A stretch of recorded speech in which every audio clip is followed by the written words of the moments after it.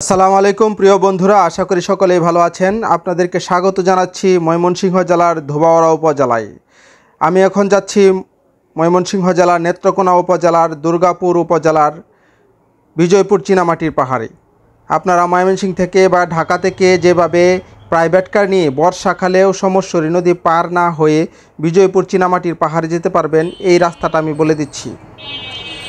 আপনারা সমস্বরী নদী পার না হয়ে যেভাবে ময়মনসিংহ থেকে বিজয়পুর চীনামাটি পাহাড়ে যেতে পারবেন, রাস্তাটা হচ্ছে ময়মনসিংহ থেকে চলে আসবেন শম্ভুগঞ্জ মোড় হয়ে চলে আসবেন তারাকান্দা থেকে সোজা চলে আসবেন ধোবাউড়া উপজেলার ভিতর দিয়ে একটা রাস্তা গেছে। এটা হচ্ছে কলসিন্দুরের ভিতর দিয়ে একদম বর্ডার রোডে, এই কলসিন্দুরের ভিতর দিয়ে একদম বর্ডার রোডে চলে আসবেন। এখন আমি যে রুট দিয়ে পূর্ব দিকে যাচ্ছি ঠিক সেই রুটে চলে আসবেন। এসে এরকম সুন্দর রাস্তা, এই রাস্তা ধরে একদম চলে যাবেন বিজয়পুর চীনামাটির পাহাড়ে। বর্ষাকালে একটা অসুবিধা হচ্ছে, দুর্গাপুর দিয়ে যদি আসেন তাহলে দুর্গাপুর আপনাদেরকে প্রাইভেট কার বা বাইক যেটাই হোক রাখতে হবে এবং নৌকা পার হতে হবে। একটা মারাত্মক ঝামেলা, অনেক বড় নদী, সমস্যার নদী, আর অনেক বিজি ঘাট। আপনি যে দিক দিয়ে পার হন অনেক সমস্যা নৌকা পার হওয়া।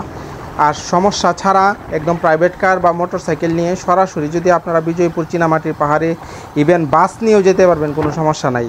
বা এখন যদি আপনারা পিকনিকে আসেন বাস নিয়ে, তারপরে হচ্ছে বিজয়পুর চীনামাটির পাহাড়ে যেতে পারবেন এই রাস্তা ধরে আসলে। আমি রাস্তাটা আবার বলে দিচ্ছি, ঢাকা থেকে বা ময়মনসিংহ থেকে যারা আসবেন, ময়মনসিংহ থেকে আসবেন শম্ভুগঞ্জ অবশ্যই চিনেন যারা বাস চালান বা বাইক চালান বা প্রাইভেট কার নিয়ে আসেন।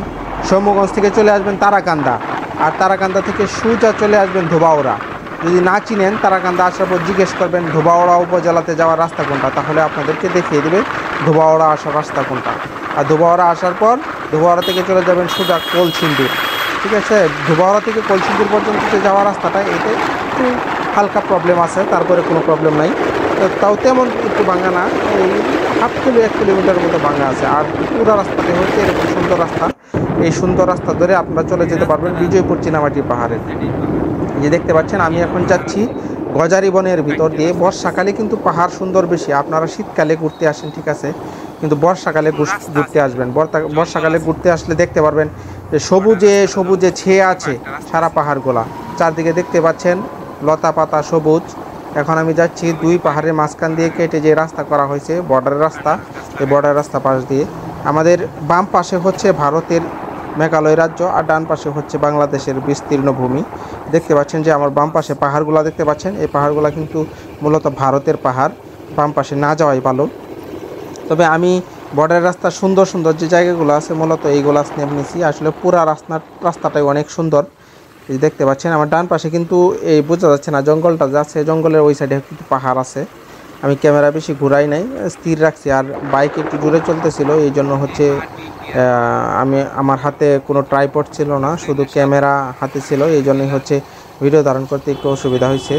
এই যে বাম পাশে যে পাহাড়গুলো দেখতে পারতেছেন, এই সম্পূর্ণ পাহাড়গুলো কিন্তু এগুলো বিজয়পুর চীনামাটির পাহাড় না, এগুলো হচ্ছে ভারতের মেঘালয় রাজ্যের পাহাড়। বিজয়পুর চীনামাটির পাহাড় হচ্ছে এখান থেকে গিয়ে একটা মোড় আছে, এই মোড় দিয়ে ডান সাইডে যেতে হবে বিজয়পুর চীনামাটির পাহাড়ে গেলে।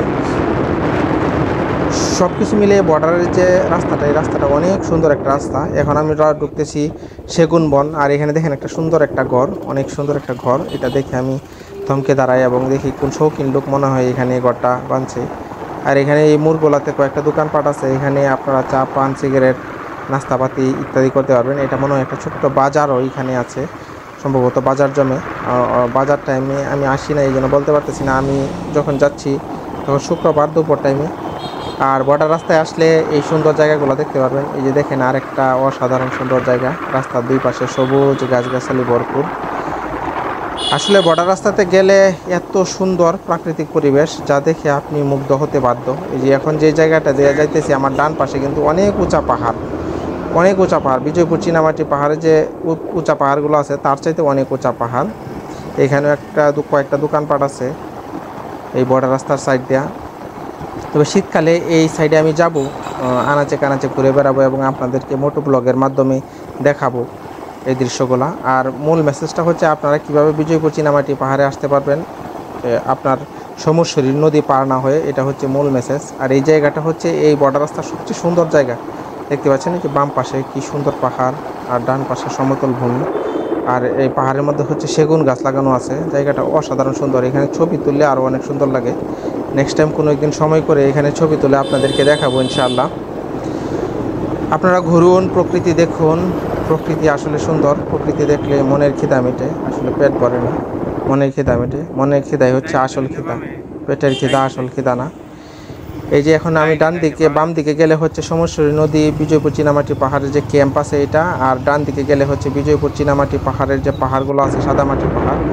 এই ডান দিকে গিয়ে এই রাস্তা দিয়ে কিছু সামনে যেতে হবে, হাজং মাতা রাসমণি স্মৃতিসৌধ, তার পাশ দিয়ে রাস্তা গেছে, এটা চলে গেছে বিজয়পুর চীনামাটির পাহাড়ে। ধন্যবাদ সকলকে ভিডিওটি দেখার জন্য। সবাই ভালো থাকবেন। আল্লাহ হাফেজ।